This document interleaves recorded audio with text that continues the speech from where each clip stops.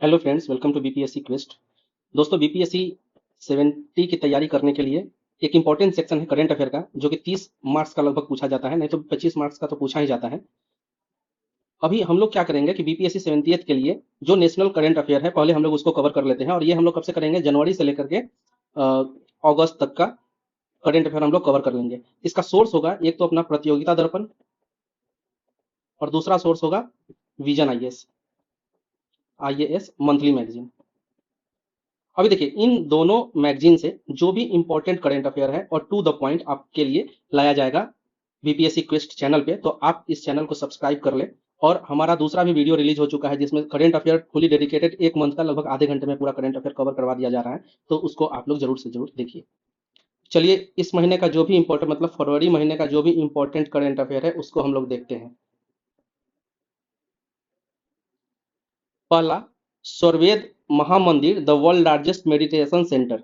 अब देखिए, स्वरवेद महामंदिर का इनॉग्रेशन कहाँ किया गया? ये इनॉग्रेशन किया गया है वाराणसी में। वाराणसी में प्रधानमंत्री नरेंद्र मोदी के द्वारा ये इनॉग्रेशन किया गया स्वरवेद मंदिर का। अभी देखिए, जो स्वरवेद मंदिर है, इसके ये एक सेक्ट को बिलोंग करता है। वो सेक्ट है विहांगम योग का एक सेक्ट है, उसको ये मंदिर बिलोंग करता है। एक मेडिटेशन सेंटर है और वर्ल्ड का सबसे लार्जेस्ट मेडिटेशन सेंटर भी है।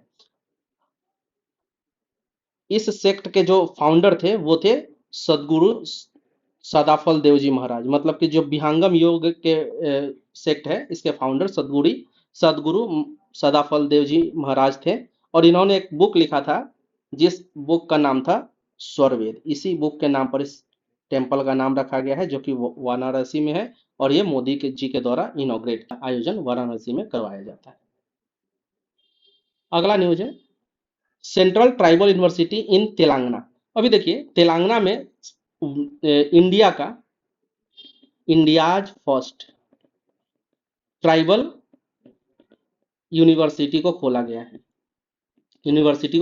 ये इंडिया का अपने तरह का सबसे पहला यूनिवर्सिटी है, जो फुली डेडिकेटेड है किसके? ट्राइबल पीपल्स के लिए। अभी देखिए, इस यूनिवर्सिटी का जो नाम रखा गया है, तो इसका नाम क्या है? सम्मका सरक्का, ये यूनिवर्सिटी का नाम है। और इसका काम क्या होगा कि ट्राइबल एजुकेशन को आगे बढ़ाने बढ़ाने का काम करेगा ये यूनिवर्सिटी। और इसका जो जुरिडिक्शन होगा, मतलब कि ये यूनिवर्सिटी सिर्फ तेलंगाना भर में सीमित नहीं होगा, बल्कि भारत के जितने भी जितने भी स्टेट्स हैं, सभी के ट्राइबल जो अफेयर्स होंगे, मतलब एजुकेशन से रिलेटेड, वो यूनिवर्सिटी के अंदर आएगा। So friends, BPSC current affair programme के बारे में हम लोग डिस्कस कर लेते हैं।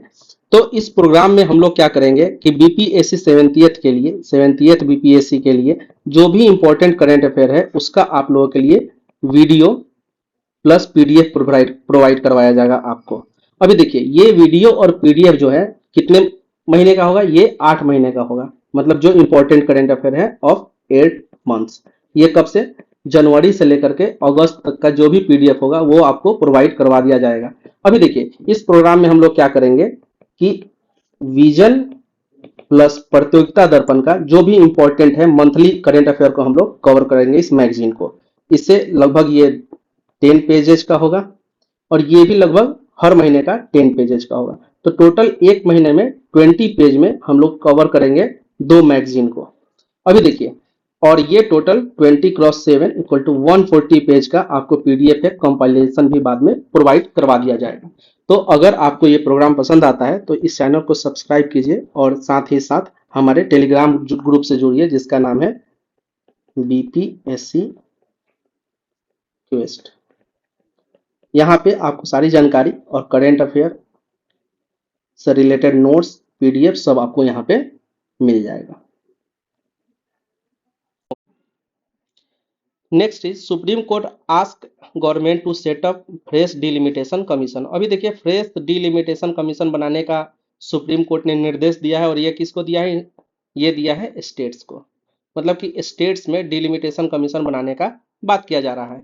अभी देखिए, ये बात क्यों आया? तो देखिए, किसी भी स्टेट में या स्टेट या नेशनल लेवल पे भी, मतलब कि लोकसभा में, राज्यसभा में या स्टेट असेंबली में हर कम्युनिटी का अपना एक प्रोपोर्शनल रिप्रेजेंटेशन होता है, जो कि हर कम्युनिटी को उसके पॉपुलेशन के आधार पर उसको प्रोवाइड करवाया जाता है। अभी क्या हुआ कि सिक्किम और वेस्ट बंगाल बेस्ड दो ट्राइबल ग्रुप है, जैसे एक लिम्बू ट्राइब और दूसरा तमांग ट्राइब ग्रुप है। तो इन दोनों का ये जो प्रोपोर्शनल रिप्रेजेंटेशन का जो प्रोपोर्शनल रिप्रेजेंटेशन है, ये इनका फुलफिल नहीं हो पाया।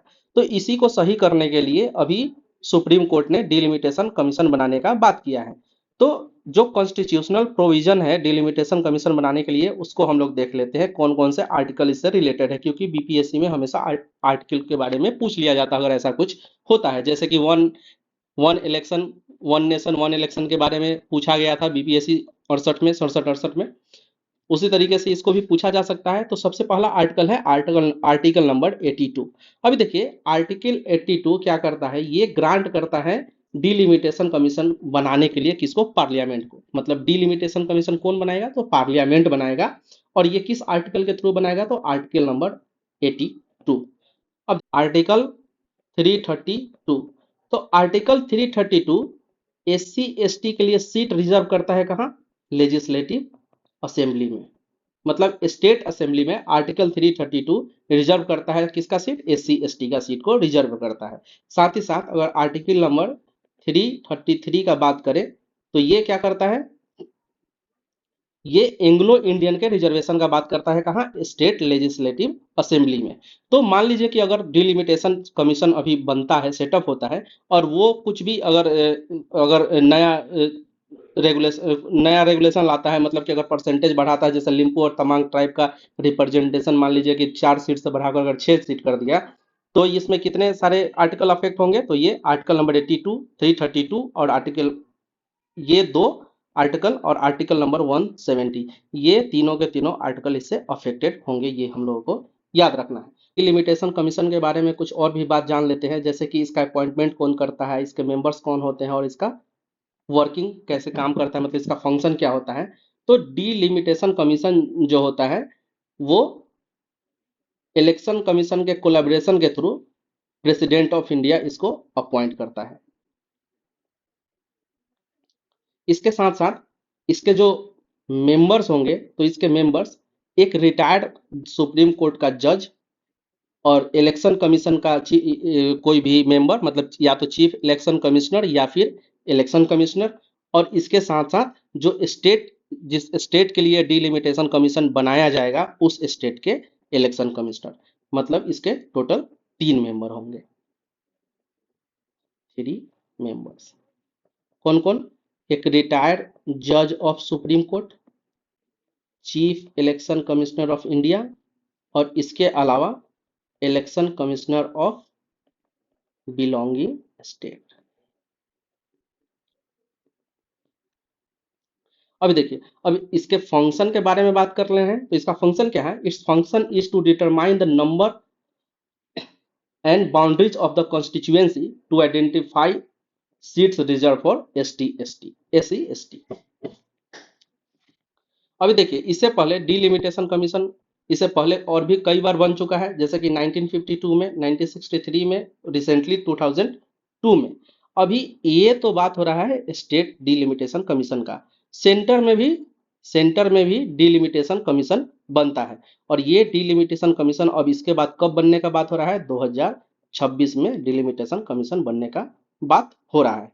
अब डिलिमिटेशन कमीशन जो बनता है, जिसमें कॉन्स्टिट्यूएंसी का बंटवारा किया जाता है या फिर किसी भी कम्युनिटी के रिप्रेजेंटेशन का बात किया जाता है, तो ये पॉपुलेशन बेस्ड होता है। और ये पॉपुलेशन किस सेंसस को मानता है, जो रीसेंट रीसेंट सेंसस हुआ होता है, उसी सेंसस के आधार पर इस डिलिमिटेशन कमीशन का वर्किंग, ये delimitation commission. Next is inauguration of Surat diamond bourse, SDB, Surat diamond bourse. अब देखिए, सूरत डायमंड बोर्स क्या है, ये एक ऑफिस स्पेस है। और ये जो ऑफिस स्पेस है, ये कहाँ का, वर्ल्ड का लार्जेस्ट ऑफिस स्पेस है। और इसको कहाँ बनाया गया है, इसको बनाया गया है सूरत में। सबसे बड़ा office space of the world. इसको इनॉग्रेट किसने किया? इसको इनॉग्रेट किया नरेंद्र मोदी ने। नेक्स्ट चीज, अभी देखिए नेवी डे सेलिब्रेट किया गया है कितने तारीख को? 4 दिसंबर को। 4 दिसंबर को हर साल नेवी डे मनाया जाता है। तो इस बार नेवी डे सेलिब्रेट कहाँ किया गया? तो ये किया गया सिंध दुर्ग फोर्ट में। ये सिंध दुर्ग फोर्ट कहाँ है? ये फोर्ट है गोवा में, और इसको सिंध दुर्ग फोर्ट को बनाया किसने था? शिवाजी ने बनाया था। अभी देखिए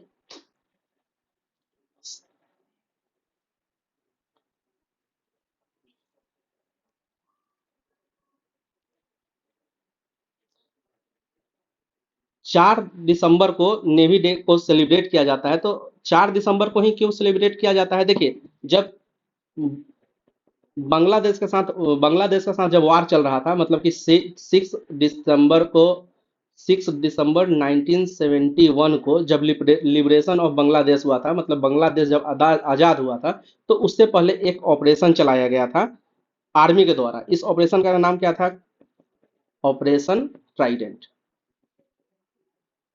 अब ऑपरेशन ट्राइडेंट चलाया गया था कितने तारीख को? 4 दिसंबर को। इसीलिए 4 दिसंबर को हमेशा इस नेवी के इस जीत को सेलिब्रेट करने के लिए नेवी डे मनाया जाता है। इसी तरीके से आर्मी डे कब मनाया जाता है? आर्मी डे मनाया जाता है 15 जनवरी को। इसके बाद एयरफोर्स डे कब मनाया जाता है? ये मनाया जाता है 8 अक्टूबर। और नेवी डे कब मनाया जाता है? नेवी डे मनाया जाता है 4 दिसंबर। अब देखिए 4 दूनी 8 दूनी 16, मतलब कि अगर आपको याद रखने में प्रॉब्लम होता है तो इसको एक नंबर के थ्रू याद रख सकते हैं, जैसे 4 का दूना 8, 8 का दूना 16, तो 16 की जगह पर 15 है। तो ये नेवी डे अभी कहाँ सेलिब्रेट किया गया? ये सेलिब्रेट किया गया सिंध दुर्ग फोर्ट में। और ये सिंध दुर्ग फोर्ट कहाँ है? गोवा में। इस तरीके से हम लोग इसको याद रख सकते हैं। Next news is about ILO. अभी देखिए आईएलओ रिसेंटली अभी चर्चा में बना हुआ था न्यूज़पेपर के अंदर भी। तो क्या हुआ कि अभी ये बात है इसी महीने की, मतलब कि जुलाई की बात है, कि आईएलओ के अगेंस्ट इंडियन पार्लियामेंट ने आईएलओ के अगेंस्ट यूएन में जाने का बात किया है। अब ये क्यों जाएंगे? क्योंकि आईएलओ एक रिपोर्ट रिलीज करता है, वो होता है वर्ल्ड एम्प्लॉयमेंट रिपोर्ट, और इसमें इंडिया एम्प्लॉयमेंट रिपोर्ट भी रिलीज किया जाता है। किसके द्वारा? आईएलओ के द्वारा। अभी देखिए इस रिपोर्ट में कुछ गड़बड़ी है, जो कि दूसरे वीडियो में मैंने डिस्कस किया, उसको आप देख सकते हैं। तो इस रिपोर्ट के अगेंस्ट आईएलओ में इंडिया जाने की, यूएन में इंडिया आईएलओ के खिलाफ जाने की बात कर रहा है। अब देखिए आईएलओ का जो आईएलओ का जो स्टेबलाइज किया गया था आईएलओ को, ये किया गया था 1919 ईस्वी में वर्साइली ट्रीटी से। ट्रीटी ऑफ वर्साइली के थ्रू आईएलओ को 1919 में बनाया गया था। इसको परमानेंट बॉडी ऑफ यूएन कब बनाया गया?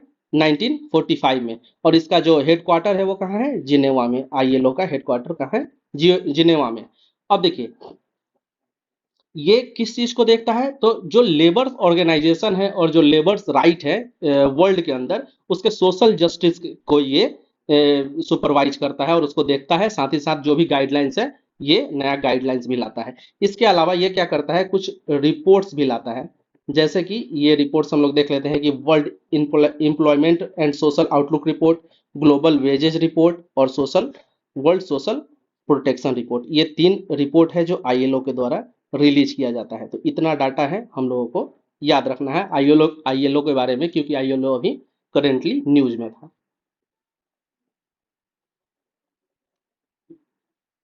India backs UN resolution against Israel for not leaving Syrian Golan. अब देखिए सीरियन गोलन पे किसका कब्जा है? सीरियन गोलन पे कब्जा किसका है? इजराइल का। देखिए सीरियन गोलन पे इजराइल का जो कब्जा है, इसके अगेंस्ट यूएनएससी ने, यूनाइटेड नेशन सिक्योरिटी काउंसिल ने अभी एक रेजोल्यूशन लाया था कि उसमें बात किया गया था कि इजराइल को इमीडिएटली जो सीरियन गोलन हाइट है उसको वैकेंट कर देना चाहिए, मतलब उसको खाली कर देना चाहिए। अभी इस रिजोल्यूशन का सपोर्ट किसने किया है? रिजोल्यूशन का सपोर्ट किसने किया है यूएनएससी रिजोल्यूशन का? तो ये किया है इंडिया ने सपोर्ट। इंडिया ने बोल इस बात को माना है कि इजरायली गोलन हाइट को सीरियन गोलन हाइट को इसराइल को तुरंत जल्द से जल्द खाली कर देना चाहिए। अभी देखिए हम लोग लोकेशन देखते हैं कि ये गोलन हाइट कहाँ है। तो देखिए ये है सीरिया और ये है लेबनान और ये है इजराइल, और इसके बगल में अगर हम लोग ये देखें तो ये है फलस्तीन वाला एरिया। फलस्तीन वाला एरिया देखिए, इन इस पूरे एरिया में अभी पूरा युद्ध की तरह एक माहौल बना हुआ है। तो ये है सीरिया। जो गोलन हाइट था ये कहाँ का है? ये सीरिया को बिलोंग करता है। पहले सीरियन, ये सीरिया का था, लेकिन एक वार हुआ 1967 में, 1967 में एक वार हुआ जिसमें इजराइल ने इस गोलन हाइट को, मतलब कि इस हाईएस्ट पॉइंट को, इस वाले पॉइंट को इजराइल ने कैप्चर कर लिया। इसी को खाली करने के लिए अभी रिजोल्यूशन लाया है। किसने? यूएनएससी ने। और ये किसके द्वारा बैक किया गया है? ये बैक किया गया है इंडिया के द्वारा। अभी चलिए देखते हैं, जैसे कि इसका पड़ोसी कंट्री है कौन सा? लेबनान। तो लेबनान ने अभी अटैक कर दिया है किस पे? सीरिया पे। इसका पड़ोसी कंट्री है, इसका पड़ोसी कंट्री है लेबनान, और लेबनान ने भी किस पे अटैक कर दिया है? तो ये अटैक कर दिया है इजराइल पे, जिसमें कितना लोग मर गए? 12 पीपल डाइड। अभी देखिए ये जो लेबनान अटैक किया है, तो लेबनान का एक ग्रुप है, टेरर ग्रुप, उसका नाम क्या है? ग्रुप का नाम, तो ये टेरर ग्रुप का नाम क्या है? इसका नाम है हिजबुल्ला। और इसके जो लीडर थे हानिया, जो कि हिजबुल्ला टेरर ग्रुप के लीडर थे हानिया, इनको अभी इसराइल ने एक ड्रोन अटैक में कहाँ मार दिया है? इनको बेरूत में इनको मार दिया गया है। अच्छा, ये जो यूएनएससी में जो ये रिजोल्यूशन लाया गया, ये रिजोल्यूशन किसके द्वारा लाया गया? तो ये रिजोल्यूशन इजिप्ट के द्वारा लाया गया। अभी देखिए ये जो वार चल रहा है फलस्तीन और इसराइल का जो वार चल रहा है, इसमें इजिप्ट काफी बीच में एक महत्वपूर्ण हिस्सा बन के आ रहा है। हर बार ये इन दोनों के बीच में एक शांति वार्ता के लिए रिजोल्यूशन यूएनएससी में इससे पहले भी लाया था, और ये रिजोल्यूशन भी लाया गया है किसके द्वारा? इजिप्ट के द्वारा। तो इजिप्ट एक काफी इंपॉर्टेंट कंट्री बन गया है इस वार के बीच।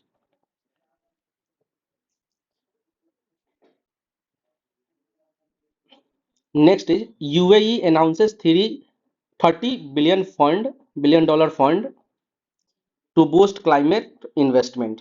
अभी देखिए कि जो कॉप 28 का मीटिंग हुआ था, ये कहाँ हुआ था? ये हुआ था दुबई में। अब इस मीटिंग कॉप 28 का ये मीटिंग जो होता है किससे रिलेटेड होता है? ये इन्वायरमेंट के प्रोटेक्शन के लिए और उससे जुड़े गाइडलाइंस को जारी करने के लिए ये मीटिंग होता है। और इस मीटिंग में क्या इंडिया भी इसका एक सदस्य था, इंडिया भी इस मीटिंग को अटेंड किया था। अभी देखिए क्या हुआ कि इस मीटिंग में कि जो यूएई है ये इन्वायरमेंटल प्रोटेक्शन के लिए फंडिंग किया है। कितने का? 30 बिलियन डॉलर का फंडिंग किया है। और ये फंडिंग किसको दिया गया है? एक प्राइवेट कंपनी है अल्टेरा। अल्टेरा एक प्राइवेट कंपनी है जो कि इन्वायरमेंटल फ्रेंडली इन्वेस्टमेंट को सपोर्ट करता है, इसको ये फंडिंग प्रोवाइड करवाया गया है। अब देखिए इस कॉप 28 के मीटिंग में, मतलब कि नवंबर दिसंबर के बीच में हुआ था, लास्ट ऑफ नवंबर टू लगभग 15 दिसंबर के बीच में, नवंबर दिसंबर के बीच में ये मीटिंग हुआ था, जिसमें बिहार को भी रिकॉग्नाइज किया गया। रिकॉग्नाइज किस चीज के लिए किया गया? बिहार का एक प्रोग्राम है जल जीवन हरियाली प्रोग्राम। इस जल जीवन हरियाली प्रोग्राम के थ्रू बिहार ने एक बहुत ही रिमार्केबल काम किया है इन्वायरमेंट में, ग्रीनरी, बिहार के अंदर ग्रीनरी फैलाने के लिए। तो इस जो ये जो मिशन है जल जीवन हरियाली मिशन, इसको कॉप 28 के मीटिंग में रिकॉग्नाइज किया है। अब देखिए कॉप 28 का मीटिंग कहाँ हुआ? यूएई में, मतलब दुबई में। और कॉप 29 का मीटिंग कहाँ होने वाला है? ये होने वाला है बाकू अजरबैजान में। तो ये हम लोगों को याद रखना है। इस कंपनी का ना याद नाम रखना है अल्टेरा का। ये एक प्राइवेट कंपनी है जो इन्वेस्टमेंट करवाती है, इन्वायरमेंटल फ्रेंडली इन्वेस्टमेंट को सपोर्ट करती है। Angkor Wat temple the eight wonder of the world. अभी देखिए अंकोर वाट टेम्पल को दुनिया का 8वां अजूबा घोषित किया गया है। और ये दुनिया का 8वां अजूबा कहाँ पे है? ये है कंबोडिया में। कंबोडिया में। अभी देखिए ये जो है अंकोर वाट टेम्पल, ये बिलोंग करता है किसको? बुद्धिस्ट सेक्ट को ये बिलोंग करता है। इसके साथ साथ ऐसा बोला जाता है कि जो अंकोर वाट टेम्पल था ये पहले विष्णु टेम्पल था, और ये विष्णु टेम्पल वर्ल्ड का लार्जेस्ट विष्णु टेम्पल था। लेकिन बाद में इसको किस चीज में कन्वर्ट कर दिया गया? इसको बुद्धिस्ट टेम्पल में कन्वर्ट कर दिया गया। तो ये Angkor Wat temple Hindu religion और बुद्धिस्ट रिलीजन दोनों के लिए काफी इंपॉर्टेंट है। और ये कहाँ है? कंबोडिया में। Bihar receive global acclaim at COP28 for afforestation initiative. अभी अभी जैसे हमने आपको बताया कि COP28 का जो मीटिंग हुआ था दुबई में, इसमें बिहार को एक ग्लोबल रिकॉग्निशन मिला है। और किस चीज के लिए? तो एफॉरेस्टेशन स्कीम के लिए। और ये एफॉरेस्टेशन किसके द्वारा किया जाता है? जल जीवन हरियाली मिशन के थ्रू ये फॉरेस्टेशन किया जाता है। अभी देखिए जल जीवन हरियाली मिशन जो है, इसमें जीविका जो सेल्फ हेल्प ग्रुप है, जीविका दीदी के द्वारा इसमें पेड़ लगाने का काम किया गया था। किसके द्वारा? बिहार गवर्नमेंट के द्वारा। इसी को अभी COP28 में ग्लोबली एक्लेम किया गया है। Multi modal push to safeguard red sea commerce.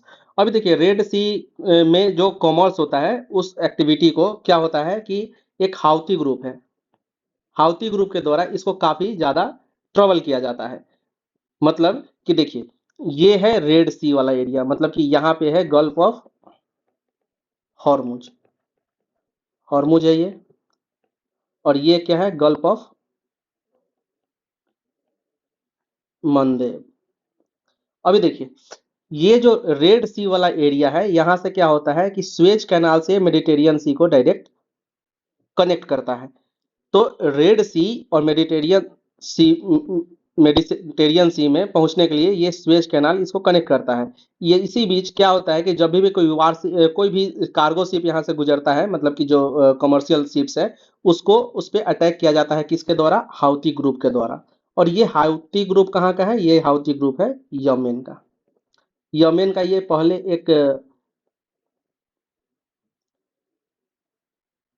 एक ये रिलीजियस ऑर्गेनाइजेशन था, और बाद में कन्वर्ट हो गया किसमें? पॉलिटिकल ऑर्गेनाइजेशन में। अब इसी ग्रुप के द्वारा परेशान किया जाता है किसको? जो भी शिप्स गुजरती है रेड सी में, उसको परेशान ट्रबल किया जाता है। अमेरिका ने यहाँ पे एक ऑपरेशन चलाया है, और इस ऑपरेशन में कौन कौन से अदर कंट्री भाग ले रहे हैं? जैसे कि UK, Bahrain, Canada, France, Italy, Netherlands, Norway, Seychelles and Spain. ये सारे कंट्री मिलकर अमेरिका के साथ रेड सी के प्रोटेक्शन के लिए काम कर रहे हैं। Next topic is US house approve impeachment inquiry into president Biden. अब देखिए प्रेसिडेंट बाइडेन के इम्पीचमेंट के लिए वोटिंग हुआ कहाँ? अमेरिकन असेंबली में। और इस इम्पीचमेंट को करने के लिए राइटफुल बता दिया गया है। तो अभी इम्पीचमेंट चलेगा किसके खिलाफ? बाइडेन के खिलाफ। इससे पहले भी इम्पीचमेंट हो चुका है अमेरिकन प्रेसिडेंट का। किनका? एक तो बिल क्लिंटन का, एंड्रयू जॉनसन का और ट्रंप का। इन तीनों का पहले इम्पीचमेंट हो चुका है। लेकिन इस इम्पीचमेंट के थ्रू कभी भी कोई प्रेसिडेंट को हटाया नहीं गया। इंडिया के अंदर भी अभी किसी भी प्रेसिडेंट को इम्पीचमेंट के थ्रू नहीं हटाया गया है, और ना ही अमेरिका में इम्पीचमेंट के थ्रू प्रेसिडेंट को हटाया गया है। इसके साथ एक और न्यूज है अमेरिकन प्रेसिडेंटशिप से रिलेटेड, जैसे कि Colorado Supreme Court disqualifies Donald Trump for presidential ballot. अब देखिए डोनाल्ड ट्रंप को प्रेसिडेंट का चुनाव लड़ने पे पाबंदी लगा दिया गया है वहां के सुप्रीम कोर्ट के द्वारा। अच्छा, ऐसा क्यों किया गया? क्यों पाबंदी लगाया गया? तो ये कैपिटल अटैक हुआ था 6 जनवरी 2021 में। किसके द्वारा? तो ये जो डोनाल्ड ट्रंप के सपोर्टर थे उनके द्वारा अमेरिकन में पार्लियामेंट पे अटैक कर दिया गया था। इसी को ध्यान में रखते हुए डोनाल्ड ट्रंप के प्रेसिडेंशियल प्रेसिडेंशियल प्रेसिडेंशियल इलेक्शन लड़ने के लिए उनको बैन कर दिया गया है। अगला है इंडिया ओमान बायलेटरल रिलेशन। अब देखिए इंडिया ओमान एक बायलेटरल एग्रीमेंट को साइन किया है, किसके साथ? इंडिया ने ओमान के साथ। अब देखिए इस बायलेटरल एग्रीमेंट में क्या होगा, एक स्ट्रेटेजिक पार्टनरशिप का बात किया गया है, स्ट्रेटेजिक पार्टनरशिप का बात किया गया है। अब स्ट्रेटेजिक पार्टनरशिप क्या होता है, इसमें मिलिट्री से रिलेटेड, ट्रेड और कॉमर्स रिलेटेड ये कॉम्प्रिहेंसिव प्लानिंग होता है किसी भी कंट्री का। तो ये साइन किसके द्वारा के साथ किया गया है? इंडिया और ओमान के बीच में इस बायलेटरल रिलेशन का ऐलान किया गया है। Next is commander Prerna Deosthalee first women to command naval warship. अब देखिए पहली बार ऐसा हुआ है कि किसी भी नेवल शिप का, मतलब कि नेवल शिप का कमांड किसको दिया गया है? वो दिया गया है किसी लेडी के हाथों में।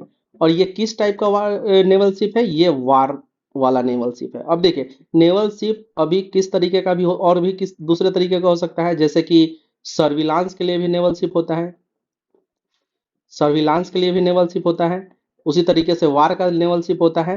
तो अभी वार नेवल शिप का पहली बार कमांड दिया गया है किसी लेडी को। उस लेडी का नाम क्या है? उस लेडी का नाम है प्रेरणा Devasthale.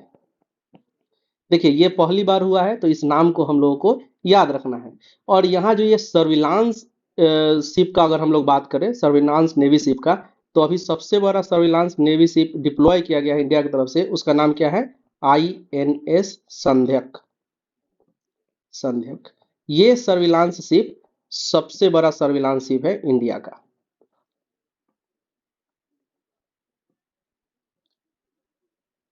US supreme first women जज सैंड्रा डे ओकोनोर पास्ट अवे। अभी देखिए जो यूएस सुप्रीम कोर्ट की जो पहली महिला जज थी, उनका निधन हो गया है, और उनका नाम क्या था? Sandra day. इसी तरीका से जो इंडिया की फर्स्ट वुमेन चीफ जस्टिस थी, उनका भी अभी निधन हो गया है, और उनका नाम क्या था? फातिमा बीवी। और फातिमा बीवी जो थी, ये कहाँ की थी? ये केरला हाई कोर्ट की भी जज रह चुकी थी। तो ये दोनों नाम हम लोगों को याद रखना है। एक तो सैंड्रा डे, ये कहाँ की पहली वुमेन जज थी? ये थी यूएस की। और फातिमा बीवी ये कहाँ की थी? तो ये इंडिया की फर्स्ट वुमेन जज थी। Nawab Al Ahmad Al Jaber Al Sabah of Kuwait has died. देखिए कुवैत के नवाब अल जबेर अल सबा अभी उनका निधन हो गया है। तो नए क्राउन प्रिंस का नाम क्या है? नए प्रिंस का नाम क्या है? खालिद अल सबा। देखिए हम लोगों को क्या करना है, लास्ट नाम, इन लोगों का नाम बड़ा बड़ा होता है, तो हम लोगों को क्या करना है, जो लास्ट नेम है वही याद रखना है। तो जैसे कि अभी अल जबेर का निधन हुआ है, तो अभी अल खालिद अल सबा वहां के नए क्राउन प्रिंस बन गए। तो ये हम लोगों को याद रखना है।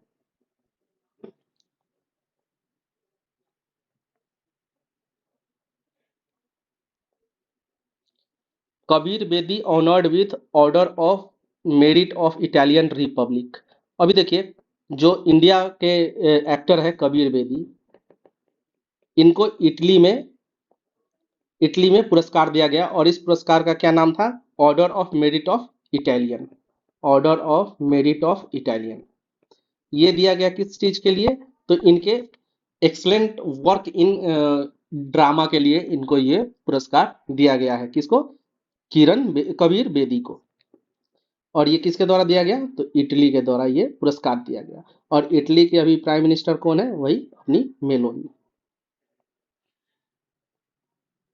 अभी देखिए इटली का अगर बात चल रहा है, तो इटली ने अभी जो चाइना का बॉर्डर रोड वाला जो इनिशिएटिव है, उससे क्विट कर दिया है। किसने? इटली ने। बॉर्डर रोड इनिशिएटिव कहाँ का है? ये चाइना का है। और इससे क्विट किसने किया? अभी इटली ने। और इटली ने क्या कबीर बेदी को अभी कौन सा अवार्ड दिया है? Order of merit of Italian Republic.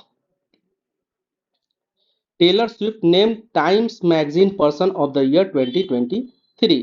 देखिए, Times person of the year का अवार्ड 2023 के लिए किसको दिया गया? टेलर स्विफ्ट को दिया गया। और टेलर स्विफ्ट को ये अवार्ड 2022 में भी दिया गया था। मतलब टेलर स्विफ्ट लगातार 2 बार पर्सन ऑफ द ईयर बन चुकी है। किस पे? टाइम्स मैगजीन पे। और ये फर्स्ट लेडी है जिनका नाम times person of the year magazine पे आया है। तो ये इस बार के लिए इंपॉर्टेंट करेंट अफेयर है। मतलब कि जो भी पहली बार चीज होता है तो उसको हम लोगों को विशेष करके ध्यान में रखना है। पुष्पा भारती मेमोरियल यादें यादें एंड यादें सिलेक्टेड फॉर द 33rd व्यास सम्मान अवार्ड।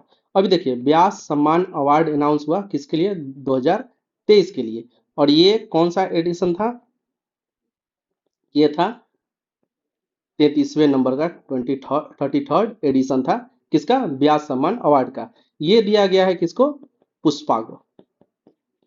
और इनके बुक का नाम क्या था? यादें यादें, 3 बार यादें। अभी देखिए, ये सम्मान दिया, मतलब कि ये जो व्यास सम्मान अवार्ड है ये दिया जाता है किसके द्वारा? के बिरला फाउंडेशन के द्वारा। और इसको स्टार्ट कब किया गया था? 1991 में इसको स्टार्ट किया गया था। अभी देखिए, जो व्यास सम्मान अवार्ड है पिछले 10 साल में लिखे गए किसी भी काम के लिए दिया जा सकता है। जरूरी नहीं है कि जो पिछले साल ही जो काम किया गया हो उसके लिए दिया जाए। ये 10 साल में अगर कोई भी अच्छा काम किया गया हो तो उसके लिए ये अवार्ड दिया जा सकता है। इस बार दिया गया है पुष्पा को, और मतलब पुष्पा भारती को। और ये किसके लिए दिया गया है? उनकी किताब एक है, रचना उनकी यादें यादें यादें, इनके लिए दिया गया है। साहित्य अकेडमी अवार्ड। अब देखिए, साहित्य अकेडमी अवार्ड है जो दिया जाता है कितने लैंग्वेज के लिए? ये 24 लैंग्वेज के लिए दिया जाता है। और ये हर लैंग्वेज में दिया जाता है एक अवार्ड। तो इसके जो रिसिपिएंट होते हैं वो काफी सारे होते हैं। हम लोगों को सारा याद नहीं रखना है, हम लोग को 4 याद रखना है: हिंदी, इंग्लिश, उर्दू और मैथिली का। तो जैसे कि इंग्लिश का जो साहित्य अकेडमी अवार्ड इस बार का है वो मिला है नीलम शरण गौर को, हिंदी के लिए संजीव को, और मैथिली के लिए बासुकी नाथ झा को मिला है ये अवार्ड। तो ऑब्वियसली जो मैथिली के मिला है तो बिहार से ही होंगे, तो ये अवार्ड हम लोग के लिए काफी इंपॉर्टेंट है। साथ ही साथ ये 3 अवार्ड भी हम लोग को याद रखना है, बाकी छोड़ देना है।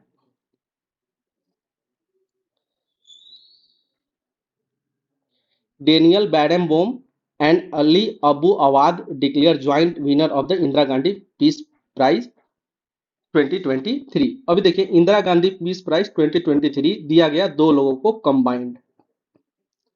ये कंबाइंड दिया गया। ये कंबाइंड 2 लोगों को दिया गया जिसमें से ये दोनों के दोनों किस चीज से रिलेट करते हैं? जो अभी इजराइल और फलस्तीन का वार चल रहा था, इस वार से, मतलब कि इस वार के लिए इन लोगों ने काम किया है, इसमें शांति के लिए। तो इसके लिए तो इस के लिए इनको इंदिरा गांधी पीस प्राइज का अवार्ड दिया गया है। अब ये 2 लोग कौन है? एक तो है डेनियल डेनियल बैरेमबोम, और दूसरे हैं अली अबू अवाद। अली अबू अवाद। अभी देखिए, जो डेनियल बैरमबोम है ये है क्या? एक पियानिस्ट है। तो इन दोनों मिलकर सेपरेटली ही काम किया है, लेकिन इसराइल फलस्तीन वार को रोकने के लिए काम किया है इस पीस के लिए। और ये पीस कैसे किया है कि म्यूजिक के थ्रू ये पीस लाना चाहते थे। तो इसके लिए इनको भी इंदिरा गांधी पीस प्राइज 2023 से इनको नवाजा गया है। National sports award 2023। अभी देखिए, नेशनल स्पोर्ट्स अवार्ड अभी 2023 मतलब 2023 का अनाउंसमेंट हो चुका है। तो इसमें 3-4 कैटेगरी में ये अवार्ड दिया जाता है। तो सबसे पहले क्या है? मेजर ध्यानचंद खेल रत्न अवार्ड। मेजर ध्यानचंद खेल रत्न अवार्ड ये कितने को दिया गया है? ये 2 लोगों को दिया गया है। और दोनों क्या खेलते हैं? दोनों बैडमिंटन खेलते हैं। ये याद रखना है आपने, बैडमिंटन। इनका नाम क्या है? एक का तो नाम है चिराग शेट्टी, और दूसरे का नाम है सात्विक साईराज। ये 2 नाम अपने को स्पेशली याद रखना है। इसके अलावा अर्जुन अवार्ड कितने को मिला है? अर्जुन अवार्ड कितने को मिला है? तो ये मिला है 26 पर्सन को। द्रोणाचार्य अवार्ड 5 पर्सन को। Dronacharya award in life time category 3 लोगों को। और ध्यानचंद्र लाइफ टाइम अवार्ड कितने लोगों को? तो 3 लोगों को। हम लोगों को बस ये 2 नाम याद रखना है, जो कि है चिराग शेट्टी और सात्विक साईराज। ये है मेजर ध्यानचंद्र खेल रत्न अवार्ड इनको दिया गया है।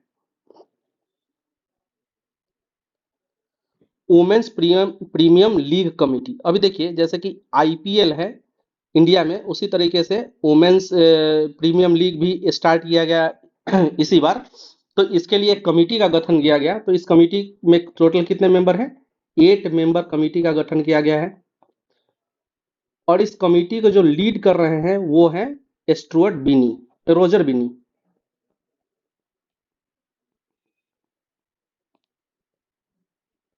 तो हम लोगों को याद रखना है कि मेंबर कितने थे, तो 8, और इसके जो लीडर थे मतलब कि वुमेन्स प्रीमियम लीग कमेटी के, वो थे रोजर बीनी।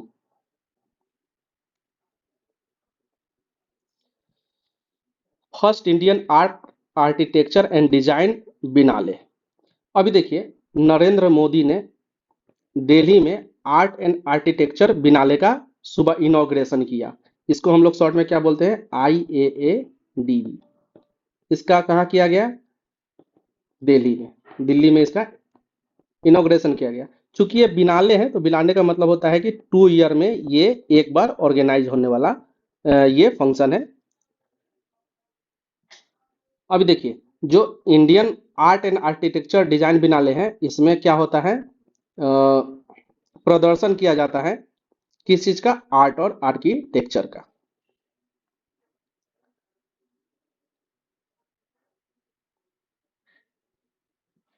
देखिए जैसे यहाँ लिखा हुआ है, the 1 week conference was design to initiate a holistic conversation between artist, architects and designers, photographer, collectors and art professionals and the public to strengthen the cultural dialogue.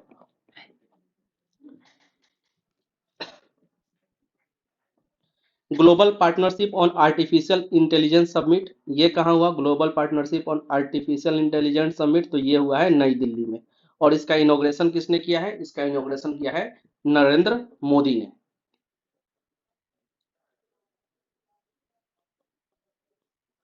Inaugurated bye Narendra Modi. अभी देखिए इसमें total कितने country ने हिस्सा लिया? तो इसमें total 29 countries ने हिस्सा लिया। 29 कंट्रीज ने इसमें हिस्सा लिया। इसमें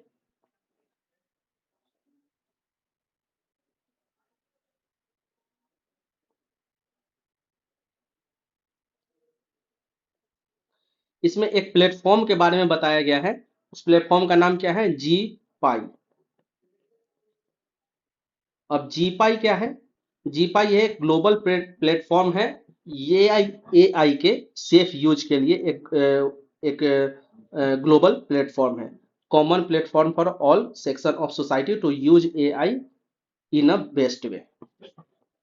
तो global partnership on artificial intelligence summit कहाँ हुआ है? तो ये हुआ है नई दिल्ली में। और किसके द्वारा इनोग्रेट किया गया? नरेंद्र मोदी के द्वारा। और इसमें कितने कंट्रीज ने भाग लिया है? तो इसमें टोटल 29 कंट्रीज ने भाग लिया है।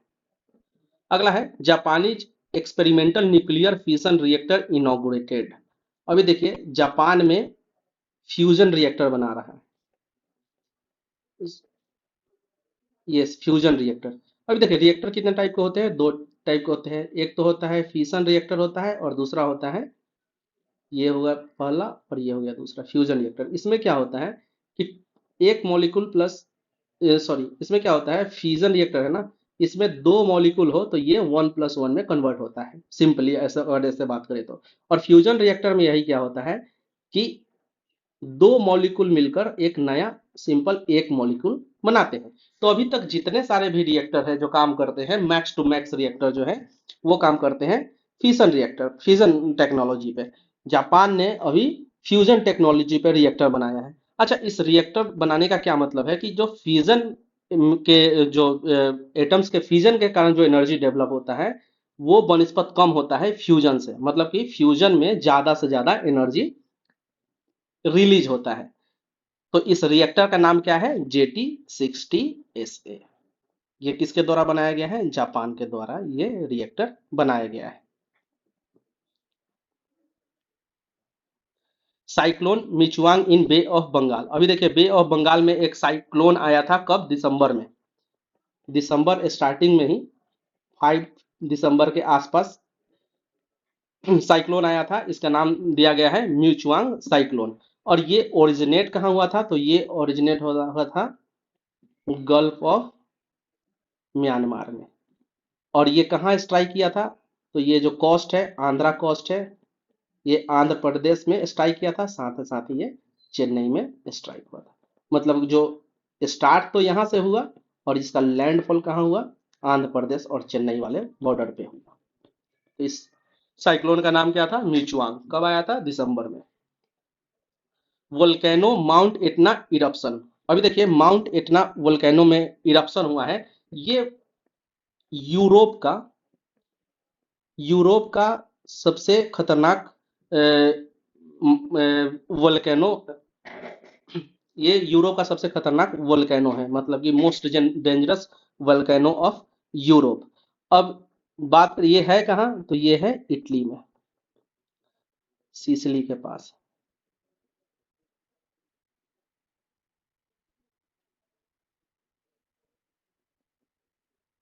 सिसिली के पास।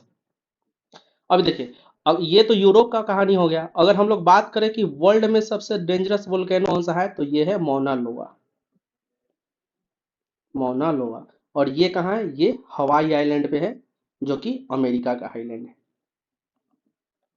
और ये जो हवाई आइलैंड है, यहीं से जो राष्ट्रपति थे पहले, बैराक ओबामा, ये हवाई आइलैंड के निवासी थे। इसी हवाई आइलैंड पे वर्ल्ड का सबसे मोस्ट डेंजरस वोल्केनो साइट है, यहीं पे। इसी के साथ वोल्केनो इरप्शन अभी आइसलैंड में भी हुआ है। अगला न्यूज है साइक्लोन जैस्पर इन ऑस्ट्रेलिया। अभी देखिए, ऑस्ट्रेलिया में कौन सा साइक्लोन आया? Cyclone jasper. और ये किस पार्ट में आया? तो ये नॉर्थ क्वींसलैंड वाला जो एरिया है, उस एरिया में ये साइक्लोन हिट किया था। 200 years old copper coin discovered at ancient site of Mohenjodaro. अभी देखिए, 2 साल पुराना कॉपर का क्वाइन मिला है। कहाँ पे मिला है? ये मोहनजोदारो के साइट पे मिला है, मोहनजोदारो। अब देखिए, मोहनजोदारो कहाँ है? ये है कहाँ? पाकिस्तान में। यहाँ क्या मिला? क्वाइन मिला। और ये क्वाइन किसको बिलोंग करता है? मतलब कि बुद्धिस्ट क्वाइन तो है ही, साथ ही साथ ये किस डायनेस्टी को बिलोंग करता है? तो ये कुशाना डायनेस्टी को बिलोंग करता है, कुषाण डायनेस्टी को बिलोंग करता है। तो ये हम लोगों को याद रखना है। क्वाइन, कुशाना डायनेस्टी, और कहाँ मिला? मोहनजोदारो में मिला।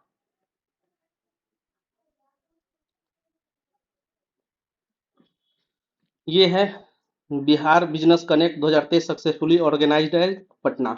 पटना में बिहार कनेक्ट को ऑर्गेनाइज किया गया। चलिए, ऐसा सवाल आते रहेगा, अभी ये इतना इम्पोर्टेंट नहीं है। Gujarat garba dance included in UNESCO intangible cultural heritage list. अभी देखिए, जो एक फेस्टिवल होता है गरबा, ये गरबा कब होता है? ये नवरात्रि, दुर्गा पूजा में नवरात्रि के समय इस फेस्टिवल को मनाया जाता है। यह एक तरीके का डांस है, डांस फॉर्म है, मान लीजिए ये डांस फॉर्म है। इसको अभी कल्चरल इंटेंजिबल हेरिटेज के रूप में इसको यूनेस्को ने दर्जा दिया है। और ये कौन सा कितने नंबर का है ये cultural intangible cultural heritage site? तो ये है 50th नंबर का। इससे पहले 14 और भी इंटेंजिबल कल्चरल हेरिटेज लिस्ट में चीज़ों को ऐड किया जा चुका है। जैसे कि 14वें नंबर पे किसको ऐड किया गया था? तो वो था आपका कलकत्ता, वेस्ट बंगाल का दुर्गा पूजा। तो इस तरीके से जो भी इम्पोर्टेंट इम्पोर्टेंट जो भी कल्चरल फेस्ट वगैरह होता है, उसको इस लिस्ट में डाला जाता है। तो टोटल इस लिस्ट में कितने नाम है? तो 15 नाम। तो जैसे कि इसके अलावा भी जो नाम है उसको हम लोग देख लेते हैं। जैसे कुंभ मेला, कुंभ का मेला, उसी तरीके से चैंटिंग ऑफ लद्दाख प्रीस्ट। और ये यहाँ एक लिस्ट है, ये लिस्ट आप लोग देख लीजिए। टोटल हम लोग को बस याद रखना है कितना? 15। लेटेस्ट कौन सा? तो garba. Uttar Pradesh outplaces Tamil Nadu to become the second largest economy in India. अब देखिए, इकोनॉमी सेकेंड लार्जेस्ट होने का बात क्या मतलब है कि जो जीडीपी कंट्रीब्यूशन है हर स्टेट का, वो कितना है? तो जीडीपी कंट्रीब्यूशन के मामले में सबसे एक नंबर पे जो आता है वो है अपना स्टेट महाराष्ट्र। और महाराष्ट्र का कंट्रीब्यूशन कितना है 15.7%। दूसरे नंबर पे पहले जो था वो था आपका तमिलनाडु। उसके बाद जो आता था वो आता था गुजरात। लेकिन 2 नंबर को अब रिप्लेस किसने कर दिया है, ये आ गया है बीच में यूपी, उत्तर प्रदेश। और ये कितना है 9.2% ऑफ जीडीपी ये कंट्री को प्रोवाइड करवाता है। तो ये लिस्ट है जो कि हम लोगों को थोड़ा ध्यान में रखना है। ये परसेंटेज इंपॉर्टेंट नहीं है, लेकिन ये लिस्ट ध्यान में रखना है। तो second largest economy of India कौन कौन सा है, ये है उत्तर प्रदेश। और फर्स्ट वाला कौन है, तो वो है महाराष्ट्र। कैबिनेट अप्रूव्स प्रधानमंत्री जनजातीय आदिवासी न्याय महाअभियान। इसको क्या पीएम जनमन का नाम दिया गया है। इसको कैबिनेट ने अप्रूव कर दिया है। देखिए 15 नवंबर 2023 को जनजातीय गौरव दिवस, इस दिन क्या मनाया जाता है, जनजातीय गौरव दिवस। इस दिन अनाउंस किया गया था पीएम जनमन को। जनमन एक योजना था, इसको अनाउंस किया गया था। अब देखिए पीएम जनमन योजना के अंतर्गत जो भी पीजीटीवी ग्रुप होते हैं, इनके डेवलपमेंट के लिए काम करने के लिए इस योजना को अनाउंस किया गया था। इसमें लगभग बात किया गया था कि पीजीटीवी ग्रुप के डेवलपमेंट के लिए 24,000 करोड़ रुपया दिया जाएगा। इस योजना को मोदी जी ने अनाउंस कब किया था, 15 नवंबर 2023 को, जिसको अप्रूवल अभी किसने दिया है, तो इंडियन पार्लियामेंट ने इसको, कैबिनेट ने इसको अप्रूवल दे दिया है। अब देखिए इस योजना में किस चीजों पर काम किया जाएगा, जैसे कि पीजीटीवी ग्रुप के डेवलपमेंट के लिए पक्का मकान बनवाया जाएगा, रोड कनेक्टिविटी प्रोवाइड करवाया जाएगा, पाइप वाटर सप्लाई दिया जाएगा, उसी तरह से मोबाइल मेडिकल यूनिट, मतलब कि चलता फिरता मेडिकल यूनिट प्रोवाइड करवाया जाएगा। वोकल एजुकेशन एंड स्किलिंग के लिए, उसके ट्रेनिंग पर्पज के लिए काम किया जाएगा, ताकि एम्प्लॉयमेंट उनके अंदर डेवलप किया जा सके। और इस तरह के बहुत सारे डेवलपमेंट वर्क पे काम किया जाएगा। अब देखिए पीजीटीवी ग्रुप क्या होता है, ये ऐसा ट्राइबल ग्रुप है जो अभी बिल्कुल अनटच्ड है डेवलपमेंट से, और जो अभी कल्चरल डेवलपमेंट है उससे अनटच्ड। अब टोटल पीजीटीवी ग्रुप कितने हैं इंडिया के अंदर, तो ये है टोटल 75 रजिस्टर्ड पीजीटीवी ग्रुप्स हैं इंडिया के अंदर। और फर्स्ट ट्राइबल यूनिवर्सिटी कहाँ खोला गया है, तो ये खोला गया है तेलंगाना में। पीजीटीवी का फुल फॉर्म क्या होता है, particularly vulnerable tribal group, total 75। Cabinet cabinet approves terms of reference for the 16th finance commission. अभी देखिए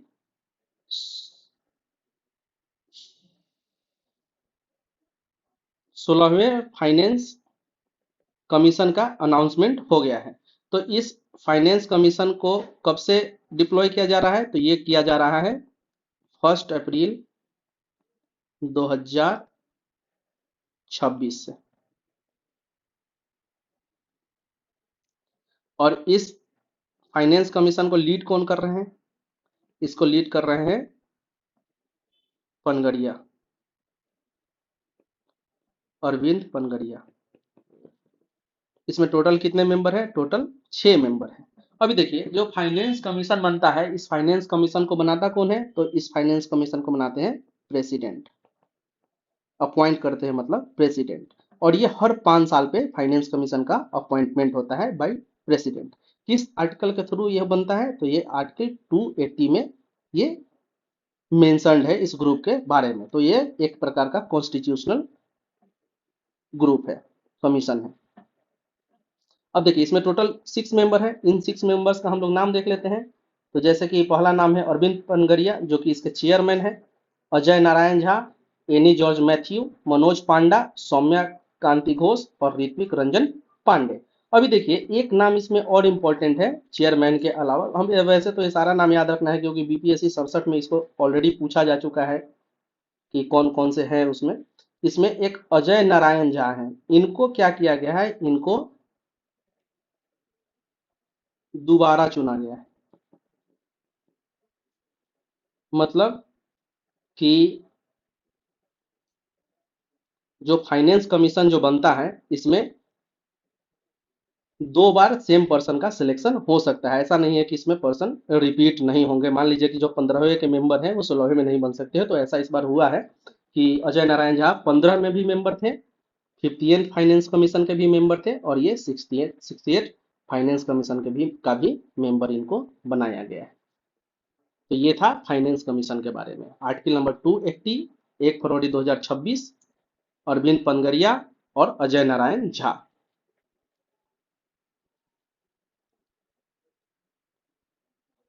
cabinet approve central sector scheme for providing drone to the women self help group. अभी देखिए कि ये काफी न्यूज में था, ये न्यूज भी। तो इसमें क्या बात किया गया है कि जो भी सेल्फ हेल्प ग्रुप है, तो टोटल 1500 वुमेन्स को ड्रोन प्रोवाइड करवाया जाएगा। ये ड्रोन क्यों प्रोवाइड करवाया जाएगा? ताकि ये एग्रीकल्चर वर्क जो होता है उसको इस ड्रोन से परफॉर्म कर सके। तो एग्रीकल्चर वर्क कैसे करेंगे? जैसे कि खाद छींटना, मतलब फर्टिलाइजर को खेतों में डालना। इसके अलावा जो सीडिंग का प्रोसेस होता है, उस प्रोसेस के लिए, सर्विलांस प्रोसेस के लिए, इन सब चीजों के लिए 1500 ड्रोन दिया जाएगा। किसको? सेल्फ हेल्प ग्रुप की जो महिलाएं होती है, मतलब जिसको जीविका दीदी बोलते हैं, उनको ये ड्रोन दिया जाएगा। अब देखिए, ये ड्रोन दिया जाएगा, साथ ही साथ इसके लिए ट्रेनिंग भी प्रोवाइड किया करवाया जाएगा। ट्रेनिंग प्रोवाइड करवाया जाएगा। और ये ट्रेनिंग कितने दिन का होगा? 15 डेज का ये ट्रेनिंग होगा। साथ ही साथ जो भी ट्रेनिंग में जिन महिलाओं को ट्रेनिंग दिया जाएगा, जिन दीदी को, उनको 10,000 रुपया का जॉब भी दिया जाएगा। क्यों? इस ट्रेन का पायलट बनने के लिए। और साथ इसके को पायलट का भी एक पोस्ट बनाया गया है, जिसके लिए 8,000 रुपया पर मंथ का प्रावधान किया गया है। तो ये सारा फैक्ट्स है इसके बारे में।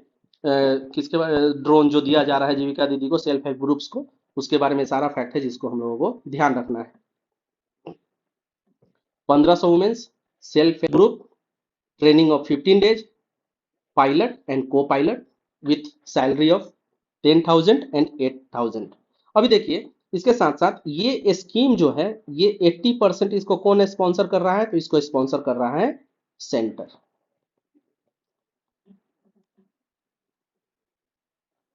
मेरा गांव मेरी धरोहर प्रोजेक्ट। अब देखिए, मेरा गांव मेरी धरोहर प्रोजेक्ट के थ्रू क्या किया जा रहा है? एक प्लेटफॉर्म बनाया गया है। मेरा गांव मेरी धरोहर के नाम से एक प्लेटफॉर्म बनाया गया है, जिसपे रजिस्टर किया जा रहा है जो भी कल्चरली, जो भी इम्पोर्टेंस का चीज है, कल्चरली इम्पोर्टेंस का जो भी चीज है किसी भी गांव के अंदर, वो आप जाकर उस पर रजिस्टर कर सकते हैं। तो historical and cultural mapping of India को करने के लिए इस प्लेटफॉर्म को बनाया गया है, इसलिए इसका नाम है मेरा गांव मेरी धरोहर। ये हमने ऑलरेडी डिस्कस कर दिया है कि Italy leaves BRO China belt road initiative from the project, already discussed. Myanmar becomes world biggest producer of opium. अभी देखिए, म्यांमार वर्ल्ड का सबसे बड़ा प्रोड्यूसर बन गया है। तो देखिए, एक ट्रायंगल है जिसका नाम है गोल्डन ट्रायंगल। इस ट्रायंगल में क्या है कि ओपियम ओपियम काफी मात्रा में यहाँ पे प्रोडक्शन होता है। Production of opium is higher in the world. ये जो गोल्डन ट्रायंगल है, ये ट्रायंगल लिथियम के लिए भी होता है।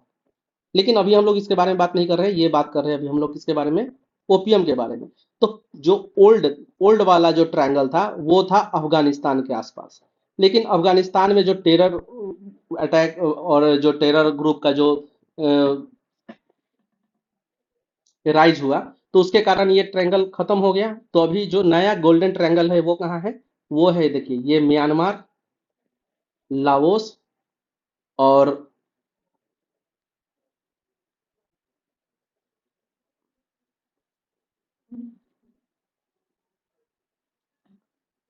थाईलैंड। थाईलैंड, लाओस और म्यांमार, ये तीनों का एक गोल्डन ट्रायंगल है जहां पे ओपियम का बहुत ज्यादा प्रोडक्शन होता है। और इन तीनों ट्रायंगल का जो तीनों देश हैं, इसमें सबसे ज्यादा प्रोडक्शन कहाँ होता है? तो ये होता है Myanmar. Protection of black tiger. Protection of black tiger. अभी देखिए जो ब्लैक टाइगर है इसके प्रोटेक्शन का बात किया जा रहा है। तो ये ब्लैक टाइगर कहाँ पाया जाता है? ये पाया जाता है उड़ीसा में। और इसके प्रोटेक्शन का बात किया जा रहा है क्योंकि इसका जो टोटल नंबर अभी है, इसका टोटल जो पॉपुलेशन है ये है 16, और ये सिर्फ पाया जाता है उड़ीसा में। तो ये नंबर में अभी इतने कम हो चुके हैं, मतलब ये एक्सटिंक्ट होने के कगार पे है, इसीलिए ब्लैक टाइगर के प्रोटेक्शन का बात किया जा रहा है। अभी देखिए उड़ीसा में ये किस टाइगर रिजर्व में पाया जाता है? तो ये पाया जाता है सिमली पाल टाइगर रिजर्व में ये पाया जाता है। ये है सिमली पाल टाइगर रिजर्व में पाया जाता है। अभी देखिए जो 16 टाइगर्स हैं इसमें से जो 10 टाइगर है वो ऑलरेडी माल नरिश्ड हैं, मतलब कि काफी कमजोर है, वो भी मरने के कगार पे है। तो इसीलिए प्रोजेक्ट ब्लैक टाइगर को अभी स्टार्ट करने का बात किया जा रहा है। तो इस टाइगर रिजर्व का हम लोगों को नाम याद रखना है क्योंकि ये पूरे इंडिया में इकलौता टाइगर रिजर्व है जिसमें ब्लैक टाइगर पाया जाता है। फ्रेंड्स ये था फरवरी महीने का करंट अफेयर। अब हम लोग सेमी एनुअल करंट अफेयर का जो भी अपडेट है जो इम्पोर्टेंट मुझे लग रहा है उसको हम लोग एक एक करके डिस्कस कर लेते हैं, वेरी फ्रिक्वेंट वे में, वेरी फास्ट वे में। और जो भी इसके अलावा जो मैं पीडीएफ प्रोवाइड करवा दूंगा, जो आपको इम्पोर्टेंट लगे वो आप खुद से भी देख सकते हैं। अभी देखिए जैसे एब्रिविएशन एंड एक्रोनिम्स वाले सेक्शन में हम लोग देखते हैं कि हम लोग वही वाला एक्रोनिम देखेंगे जो अभी न्यूज में था। जैसे कि आसपा अभी न्यूज में था, AFSAP, इसका फुल फॉर्म क्या होता है? Armed force special power act. और ये कहाँ अभी लगा हुआ है? ये लगा हुआ है नॉर्थ ईस्ट के कुछ स्टेट्स में। तो आसपा अभी एक्सटेंड कर दिया गया है कितने दिनों के लिए? 6 मंथ्स के लिए। ये जो आसपा वाला एक्ट है ये स्पेशली नॉर्थ ईस्ट के लिए ही ये लागू होता है। नॉर्थ ईस्ट में जो भी स्टेट्स हैं उसमें ये लागू होता है। तो सारे में नहीं है लेकिन कुछ में है, तो इसको हम लोगों को याद रखना है। उसी तरीके से DAC मतलब डैट, डिफेंस एक्वाजिशन काउंसिल। अभी देखिए डिफेंस एक्वाजिशन काउंसिल न्यूज में था क्योंकि जो MQ-9B ड्रोन जो अमेरिका से जिसका 31 यूनिट अभी इंडिया प्रोक्योर करने वाला है उसमें कुछ अमेंडमेंट कर दिया गया है, कुछ और भी उसमें ऐड कर दिया गया है। तो ये डिफेंस एक्वाजिशन काउंसिल के द्वारा किया गया है। इसको लीड कौन करते हैं? इसको लीड करते हैं राजनाथ सिंह। तो डिफेंस एक्वाजिशन काउंसिल को हम लोगों को ध्यान में रखना है, और इसके बारे में कुछ दूसरे वाले वीडियो में अच्छे से बात किया गया है, वहां से आप लोग देख सकते हैं। इसी तरीके से EPFO अभी न्यूज में था, इसका फुल फॉर्म होता है एम्प्लॉय प्रोविडेंट फंड ऑर्गेनाइजेशन। अभी क्या किया है इसने? आधार कार्ड को मैंडेटरी मतलब ये नॉन मैंडेटरी बना दिया है। मतलब बोला गया है कि आधार कार्ड एज बर्थ प्रूफ नहीं भी होगा तो चलेगा, उसके अलावा दूसरा प्रूफ भी हम लोग ले सकते हैं। ILO इंटरनेशनल लेबर ऑर्गेनाइजेशन को अभी हम लोगों ने डिस्कस किया था। IMEC India middle east Europe economic corridor. India alliance, India national development exclusive alliance, जो कि अभी बीजेपी के अगेंस्ट एक अच्छा खासा मार्जिन लाया है। IRDAI insurance regulatory development authority of India. अभी देखिए IRDAI से रिलेटेड क्या न्यूज है कि अभी पब्लिक एक जो पार्लियामेंट्री कमिटी बनता है उसने IRDAI से रिलेटेड एक लिस्ट, एक क्या बोलता है, रिपोर्ट बनाया है, और उस रिपोर्ट को रिलीज किया गया है पार्लियामेंट्री कमेटी द्वारा, जिसमें बात किया गया है कि अभी पूरे भारत के अंदर मात्र 4.7% ही इंश्योरेंस सेक्टर का पार्टिसिपेशन है, जो कि वर्ल्ड लेवल पर अगर बात करें तो 7% इंश्योरेंस सेक्टर का पार्टिसिपेशन है, और इंडिया में 4.7% है, जो कि वर्ल्ड लेवल से काफी कम है। तो ये रिपोर्ट IRDAI का किसके द्वारा दिया गया है? पार्लियामेंट्री कमेटी के द्वारा दिया गया है। इसके अलावा बाकी सब भी है, अगर इंपॉर्टेंट आपको लगता है तो आप खुद से देख सकते हैं। अब देखिए अपॉइंटमेंट्स वाले सेक्शन में देखते हैं। जैसे AK मोहंती का अपॉइंटमेंट अभी किया गया है कहाँ? एटॉमिक एनर्जी कमीशन में AK मोहंती को चीफ बनाया गया है, एटॉमिक एनर्जी कमीशन में। ये इसके साथ साथ एटॉमिक एनर्जी कमीशन के चीफ होने के साथ साथ ये भाभा एटॉमिक रिसर्च सेंटर के भी ये चीफ है, मतलब कि बार्क के भी चीफ है। कौन? AK मोहंती। उसी तरीके से अजय बांगा को अभी director of executive director of World bank बनाया गया है। इससे पहले ये किस में थे, मास्टर कार्ड के ये ग्लोबल मैनेजर थे, मतलब प्रेसिडेंट और सीईओ थे मास्टर कार्ड के। तो अजय बांगा को अभी कहाँ अपॉइंट किया गया है, executive director of World bank.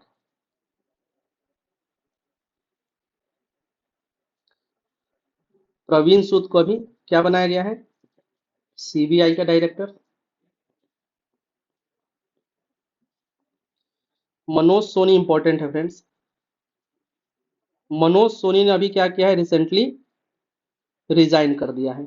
जो यूपीएससी वाला बवाल अभी चल रहा था, इसी से को ध्यान में रखते हुए मनोज सोनी ने अभी रिजाइन कर दिया है, और मनोज सोनी के जगह पर यूपीएससी का जो नया चेयरपर्सन है वो बनाया गया है प्रीति सूदान को। तो ये यूपीएससी के चेयरमैन पहले थे, लेकिन अभी इन्होंने रिजाइन कर दिया गया है, और जो न्यू सी जो न्यू चेयरपर्सन है यूपीएससी की, वो है प्रीति सूदान। ये हम लोगों को याद रखना है।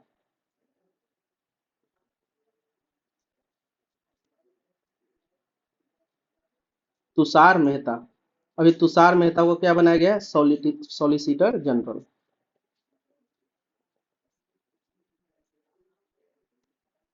सॉलिसिटर जनरल कौन है, तुषार मेहता।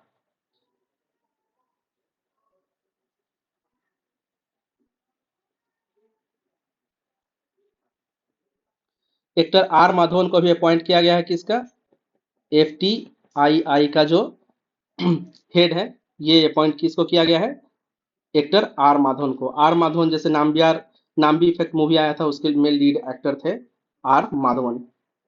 हीरालाल समारिया स्वर्ण को चीफ इंफॉर्मेशन CIC अपॉइंट किया गया है किसको, हीरालाल को, Hiralal. Jaya Verma Sinha become the first women chairman of the railway board. ये जया वर्मा सिंह को पहली महिला चेयरमैन बनाया गया है किसका, रेलवे बोर्ड का।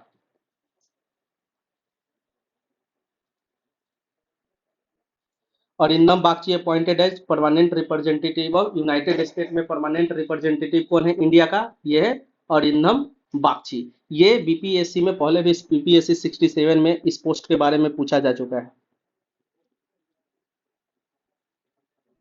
Saima Wazed elected to WHO post in south east Asia. अभी देखिए, साइमा वाजिद को साउथ ईस्ट एशिया में WHO के रीजनल डायरेक्टर के पोस्ट पे अपॉइंट किया गया है। और ये साइमा वाजिद कौन है, तो ये बंगाल की जो प्राइम मिनिस्टर है, बांग्लादेश की प्राइम मिनिस्टर शेख हसीना, उनकी ये बेटी है।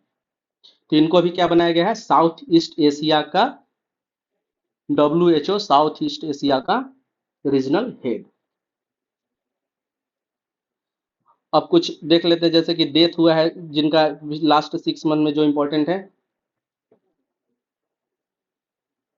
जैसे गुमदी विठल राव, ये क्या थे, ये फ्रीडम फाइटर थे, और ये हैदराबाद में इनका डेथ हो गया है। ये इनको प्रजा गया कुल्डू के नाम से भी जाना जाता था पॉपुलरली। ये इंपॉर्टेंट है, इसको याद रखेंगे हम लोग। बिंदेश्वरी पाठक बिहार से बिलोंग करते हैं, तो ये हम लोग को याद रखना है। इनका भी निधन हो गया है अभी। और ये किस चीज के लिए फेमस थे, तो ये sanitation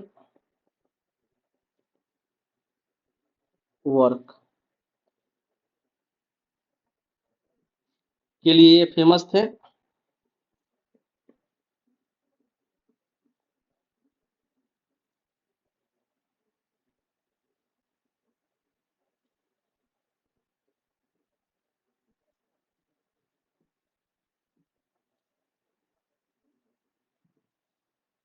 agriculture scientist MS Swaminathan का निधन हो गया है। MS स्वामीनाथन कौन थे, जो 1966 से लेकर 1969 में जो फर्स्ट ग्रीन रेवोल्यूशन के जो मास्टरमाइंड थे, जो हीरो थे, यही थे MS स्वामीनाथन। इनके नाम पे MS स्वामीनाथन अवार्ड भी अनाउंस किया गया है, मतलब पहले से भी चलता आ रहा है गवर्नमेंट के द्वारा। तो ये MS स्वामीनाथन इस साल के लिए इम्पोर्टेंट है। और MS स्वामीनाथन जो थे, आईसीएआर के जो पहले डायरेक्टर थे वो कौन थे? M S Swaminathan. और एम एस स्वामीनाथन अवार्ड जो पहली बार किसको दिया गया था? वो था नॉर्मन नॉर्मन बोरलॉग को दिया गया था। और नॉर्मन बोरलॉग कौन थे? ये father of international green revolution. इनको ये अवार्ड पहली बार एम एस स्वामीनाथन अवार्ड दिया गया। इसके अलावा फर्स्ट वुमेन जज ऑफ सुप्रीम कोर्ट फातिमा बीबी का निधन हो गया है, ये हम लोगों ने पहले भी देखा है, तो ये इंपॉर्टेंट है। ये पहले कहाँ थी? पहले ये मतलब कि सुप्रीम कोर्ट आने से पहले केरला हाई कोर्ट की जज भी ये रह चुकी हैं। अवार्ड एंड ऑनर्स में देखिए ये इंपॉर्टेंट है। 3 imprisoned Iranian female journalist get UNESCO Guillermo Cano world press freedom prize 2023। देखिए वर्ल्ड प्रेस फ्रीडम जो प्राइज है 2023 का, ये दिया गया है 3 महिलाओं को। और इनका नाम क्या है? एक का नाम तो है नीलूफर, और एक का नाम है नरगिस, और एक और का नाम है क्या? मोहम्मदी। ये 3 नाम है, तीनों लेडीज जर्नलिस्ट को ये अवार्ड दिया गया है। तो ये अवार्ड इंपॉर्टेंट है क्योंकि लेडीज को दिया गया है, तो इसको हम लोगों को याद रखना है। और तीनों कहाँ से बिलोंग करती है? ये ईरान से बिलोंग करती है। ईरान गवर्नमेंट के बारे में इन्होंने लिखा था, जिसके कारण इनको जेल हो गया था।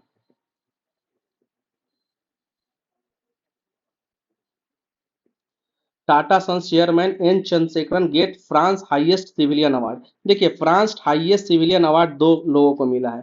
एक तो मिला है मोदी जी को, और दूसरा किसको मिला है? दूसरा मिला है एन चंद्रशेखरन को, जो कि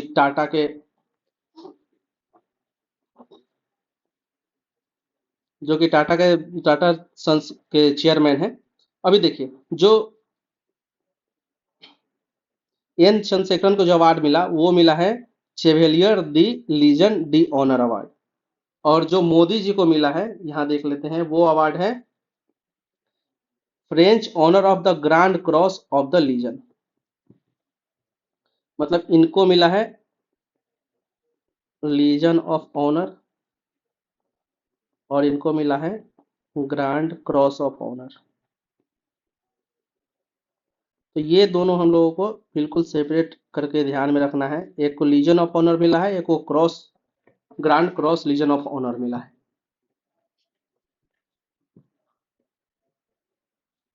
इंटरनेशनल बुकर प्राइज किसको 2023 का किसको मिला? तो ये मिला है जी को। जॉर्जिया गोस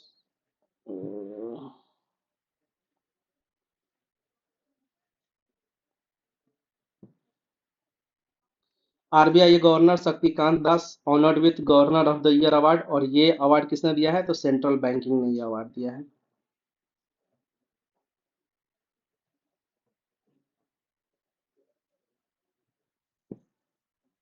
Gita press Gorakhpur press Gandhi peace prize 2021। और ये अवार्ड 2021 का कब अनाउंस किया गया? 2023 में। मतलब कि पिछले अभी जून 2023 में अवार्ड दिया गया किसको? गांधी पीस प्राइज का ये दिया गया है गीता प्रेस को। और गीता प्रेस को ये अवार्ड कब गीता प्रेस के 100 ईयर पूरा होने के उपलक्ष्य में दिया गया। और इसके साथ साथ गीता प्रेस ने भागवत गीता को प्रिंट करने का काम किया था, इसके लिए ये अवार्ड इनको दिया गया। अभी देखिए जो अवार्ड में 1 करोड़ रुपया मिला गीता प्रेस को, ये इन्होंने डोनेट कर दिया है। और ये डोनेट किया है किसी एक ग्रुप को, और उस ग्रुप का नाम क्या है? ट्रेडिशनल हैंडीक्राफ्ट और हैंडलूम।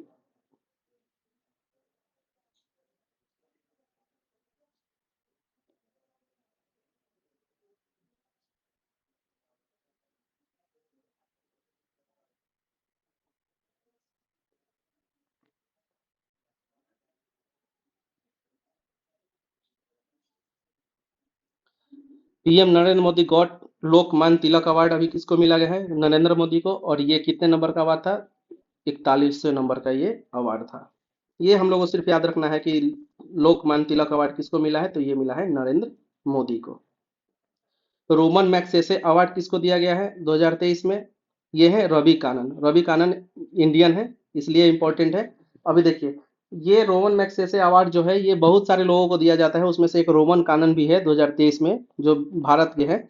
और ये फेमस है कहाँ, किस लिए, कि ये कैंसर पेशेंट का इलाज करते हैं, कैंसर पेशेंट का इलाज करते हैं। और ये कहाँ के हैं, ये है असम के फिलहाल।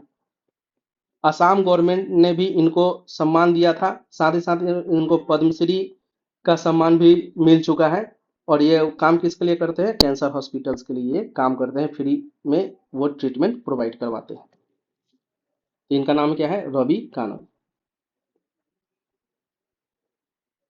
वहीदा रहमान चूजेज एज दादा साहेब फाल्के जो लाइफ टाइम अचीवमेंट अवार्ड किसको मिला है, ये मिला है वहीदा रहमान को 2023 में। और ये कितने नंबर पे, 53वें नंबर का। अभी 54 नंबर का अनाउंस होगा तो उसको हम लोग देख लेंगे। ये है वहीदा रहमान।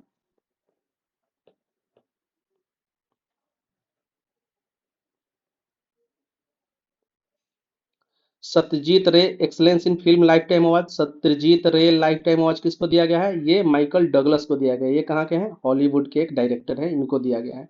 ये सत्यजीत रे जो लाइफ टाइम अचीवमेंट अवार्ड है ये डायरेक्टर्स को दिया जाता है।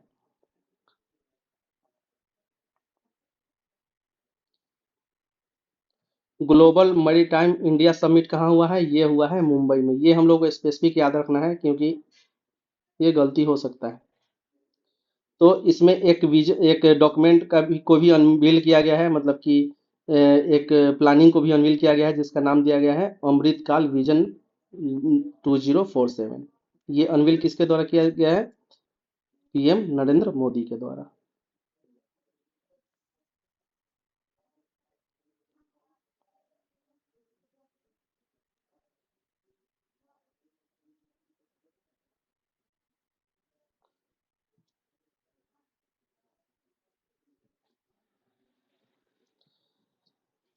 नेक्स्ट सेक्शन देख लेते हैं, प्लेसेज इन न्यूज। अभी देखिए जो भी इंपॉर्टेंट प्लेसेस ऑफ वर्ल्ड थे, जो भी न्यूज में थे, उसको हम लोग एक बार कवर कर लेते हैं जो इंपॉर्टेंट है अपने एग्जाम के लिए। तो पहला है कोची पोर्ट। अभी देखिए कोची पोर्ट को क्या किया गया, सागर श्रेष्ठ का अवार्ड दिया गया, सागर श्रेष्ठ का अवार्ड दिया गया। और सागर श्रेष्ठ का अवार्ड दिया गया।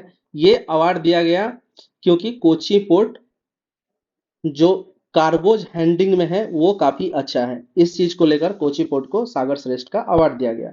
सिटवे पोर्ट म्यांमार न्यूज में था। अभी देखिए सिटवे पोर्ट का क्या किया गया, इनॉग्रेशन किया गया।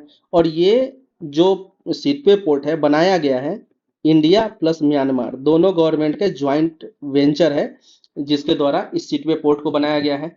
तो जो इंडिया से सिटवे पोर्ट के इनॉग्रेशन के लिए जो लीडर गए थे वो थे union minister Sarbananda Sonewal from India. तो सर्बानंद सोनेवाल के द्वारा सिटवे पोर्ट का भी इनॉग्रेशन किया गया है। ये कहाँ है, म्यांमार में है। अगला है बांग्लादेश से रिलेटेड न्यूज। अभी देखिए बांग्लादेश में साउथ एशिया का, मतलब कि साउथ एशिया का पहला रोड सेफ्टी प्रोग्राम स्टार्ट किया गया है। अब ये रोड सेफ्टी प्रोग्राम किसके द्वारा स्टार्ट किया गया है, ये किया गया है वर्ल्ड बैंक के द्वारा। और ये कितने का प्रोजेक्ट है, लगभग ये $358 मिलियन का ये प्रोजेक्ट है। कहाँ स्टार्ट किया गया, साउथ एशिया का सबसे पहला रोड सेफ्टी प्रोग्राम, तो ये किया गया बांग्लादेश में।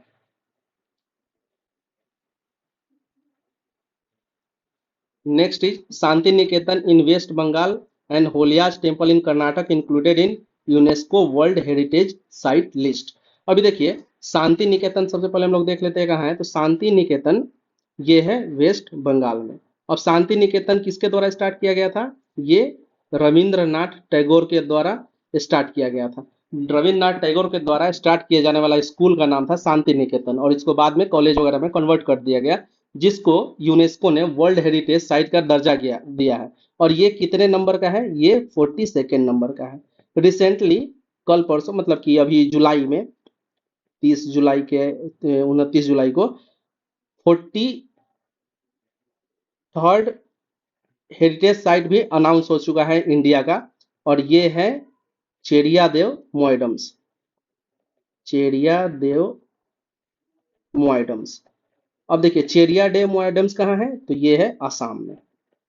आसाम में चेरिया डे मोइडम्स जो है इसको फर्स्ट हेरिटेज साइट का दर्जा दिया गया है किस कहाँ से, नॉर्थ ईस्ट से। ये नॉर्थ ईस्ट का सबसे पहला कल्चरली हेरिटेज साइट है। तो टोटल हेरिटेज साइट इंडिया के अंदर कितना है, वो है 43। नवापिंड ऑफ पंजाब, अभी नवापिंड गांव है पंजाब का, इसको अभी बेस्ट टूरिज्म विलेज का अवार्ड दिया गया है, बेस्ट टूरिज्म विलेज। और ये क्या है, नवापिंड पंजाब में। Udaipur Rajasthan, Udaipur Rajasthan is the first wetland city. Wetland city, जैसे कि वेटलैंड होता है, वैसे ही वेटलैंड सिटी का पहला अवार्ड रामसर द्वारा किसको दिया गया, उसको दिया गया उदयपुर को। अभी देखिए उदयपुर को और क्या बोला जाता है, इसको सिटी ऑफ लेक्स भी बोला जाता है। अब सिटी ऑफ लेक्स करने का मतलब क्या है कि यहाँ डेफिनेटली अगर लेक्स हैं तो वहाँ वेटलैंड्स भी होंगे। तो बहुत ज्यादा वेटलैंड होने के कारण इंडिया का सबसे पहला वेटलैंड सिटी का दर्जा किसको मिला है, तो ये मिला है उदयपुर को। अभी देखिए वेटलैंड, बिहार में दो नए वेटलैंड साइट्स का, टू न्यू वेटलैंड साइट्स बनाया गया है, मतलब कि अनाउंस हुआ है। और वो है नागी और नटकी, नटकी वेटलैंड साइट। तो अभी टोटल कितने हैं बिहार में वेटलैंड, तीन। एक कौन सा है, कंवरताल, कहाँ पे है ये, बेगूसराय में। और नागी नटकी कहाँ है, जमुई में।